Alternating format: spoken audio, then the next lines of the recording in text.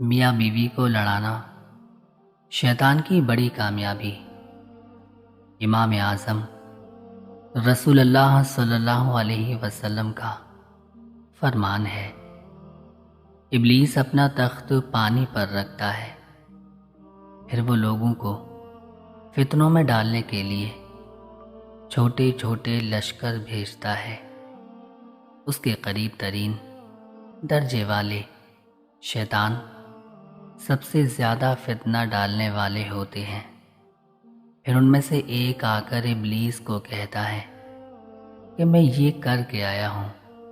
ابلیس کہتا ہے تو نے کچھ بھی نہیں کیا۔ پھر ایک آ کر کہتا ہے کہ شوہر اور اس کی بیوی کے درمیان جدائی ڈال کر آیا ہوں۔ تو ابلیس اسے اپنے نزدیک کرتا ہے اور سینے سے لگا کر کہتا ہے، جی ہاں تو نے بڑا کام کیا ہے۔ بیوی سے دل لگی ایک حسین سنت نبوی۔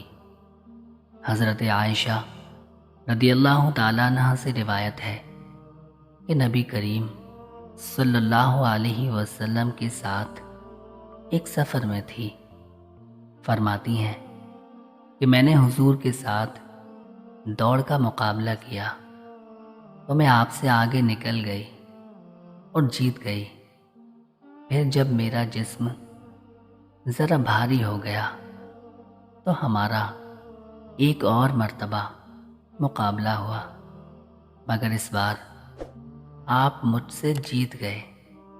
آپ صلی اللہ علیہ وسلم نے فرمایا، یہ تمہاری اس جیت کا بدلہ ہے۔ شوہر پر بیوی کا حق۔ حضرت معاویہ قشیری رضی اللہ تعالیٰ عنہ نے عرض کیا، اے اللہ کے رسول، ہماری بیویوں کا ہم پر کیا حق ہے؟ رسول اللہ صلی اللہ علیہ وسلم نے ارشاد فرمایا، جب تم کھاؤ تو اسے بھی کھلاؤ، جب تم پہنو تو اسے بھی پہناؤ، اس کے چہرے پر مت مارو، نہ اسے بدصورت کہو، اور اس سے گھر کے علاوہ کہیں علیحدگی اختیار نہ کرو۔ بیوی کو خوش رکھیں، ورنہ حمل کے دوران جب بیوی سے خاوند یا کوئی دوسرا الجھتا ہے تو سائنس کے مطابق ڈائریکٹ بچے کی نفسیات پر گہرا اثر پڑتا ہے، جس سے ہونے والا بچہ نفسیاتی امراض کا شکار ہوتا ہے۔ لہٰذا بہت محتاط رہیں۔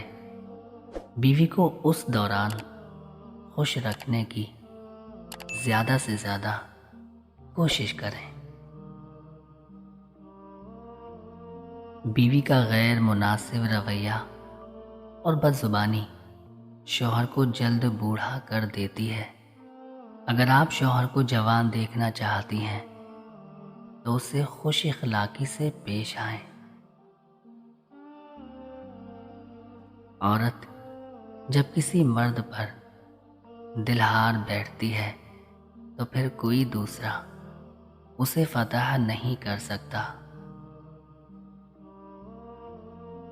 مرد کا گناہ وقت کے تالاب میں کنکر کی طرح ڈوب جاتا ہے، جبکہ عورت کا گناہ ساری عمر کمل کے پھول کی مانند سطح آب پر رہتا ہے۔ بس یہی ایک سچ ہے۔ عورت کو اللہ پاک نے صلاحیت دی ہے کہ وہ وقت پڑنے پر والدین کا بیٹا اور اولاد کا باپ بن جاتی ہے۔ سسرال میں اگر اچار سے بھی روٹی کھاؤ تو میکے میں جا کر بتاؤ گوشت سے کھائی ہے۔ گھر بسانے کے لیے چھوٹی چھوٹی باتوں کو نظر انداز کرنا پڑتا ہے، قربانی دینی پڑتی ہے۔ جو لڑکیاں میکے میں ہر وقت سسرال کی برائیاں کرتی ہیں وہ کبھی سکھی نہیں رہتی۔ کیونکہ زخموں پر نمک چھڑکنے والے تو بہت مل جاتے ہیں، لیکن خیر خواہ کم ہی ملتے ہیں۔